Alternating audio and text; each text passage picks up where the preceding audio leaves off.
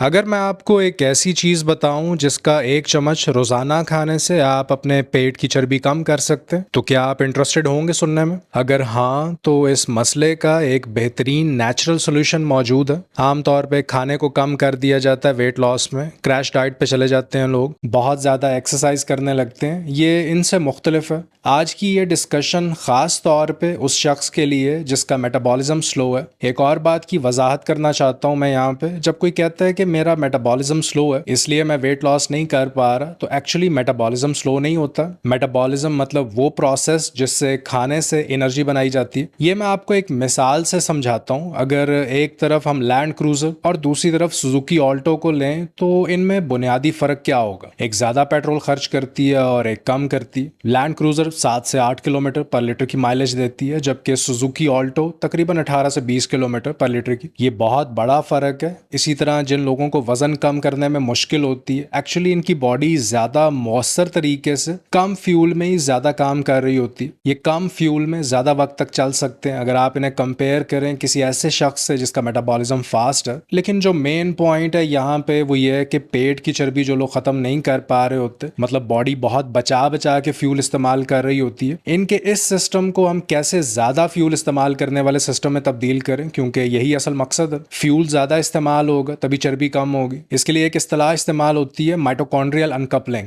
Mitochondria energy बनाने वाली factory है जो खाने को एनर्जी में तब्दील करती है। ये फैक्ट्री बॉडी के हर सेल में मौजूद होती है। इस एनर्जी को एक मॉलिक्यूल एटीपी की फॉर्म में स्टोर किया जाता है। लेकिन जब हम माइटोकॉन्ड्रियल अनकपलिंग की बात करते हैं तो इस प्रोसेस में इस एनर्जी को स्टोर करने की बजाय वेस्ट कर दिया जाता है। एटीपी की फॉर्म में स्टोर करने की बजाय माइटोकॉन्ड्रिया इसे हीट में तब्दील करके जाया कर देते हैं। मतलब एनर्जी जो यूज हो सकती है वो कम बनाई जाती है। यहाँ माइटोकॉन्ड्रिया को आप एक कार के इंजन की तरह समझ लें। एक ऐसा कार इंजन जो इस दौरान कार को चलाएगा कम लेकिन हीट ज्यादा बनाएगा और इस हीट को फिर वेस्ट कर दिया जाएगा। इस प्रोसेस को माइटोकॉन्ड्रियल अनकपलिंग कहते हैं। तो इस वीडियो में मैं आपको ऐसी चीजें बताऊंगा जिन्हें आप माइटोकॉन्ड्रियल अनकपलर के तौर पे इस्तेमाल कर सकते हैं। मुझे याद है एक दवाई मार्केट में पहले मौजूद थी जिसे अब हटा दिया गया। इसका नाम था 2,4-डाइनिट्रोफिनॉल। शॉर्ट फॉर्म में इसे डीएनपी कहते हैं। वेट लॉस के लिए इसे इस्तेमाल किया जाता था, लेकिन अगर मैं गलत नहीं हूं तो अब इसे मार्केट से हटा दिया गया। लोगों ने इसे बहुत तेजी से वजन कम किया था और इसके कुछ बहुत सीरियस साइड इफेक्ट्स भी थे। ये बॉडी को ओवर हीट कर देती थी, लोगों को बहुत ज्यादा पसीना आने लगता था इसे इस्तेमाल करने के बाद। इसी तरह एस्पिरिन एक और माइटोकॉन्ड्रियल अनकपलर है, लेकिन डेफिनेटली मैं इसे वेट लॉस के लिए तो रेकमेंड नहीं करूंगा क्योंकि इसके साइड इफेक्ट्स होते हैं और सिर्फ वेट लॉस के लिए आप इसे इस्तेमाल नहीं कर सकते। स्टमक अल्सर हो सकता है, ये इसका सबसे बड़ा साइड इफेक्ट है। इसी तरह एक और मेडिसिन निक्लोसामाइड, इसी तरह ओजेम्पिक है, लेकिन मेडिसिन हमेशा साइड इफेक्ट्स के साथ आती हैं जो यकीनन आप अवॉइड करना चाहेंगे। तो अब सवाल ये है कि क्या कोई नेचुरल माइटोकॉन्ड्रियल अनकपलर भी मौजूद है? तो बिल्कुल है। एक लिस्ट मैंने बनाई है कुछ चीज़ों की।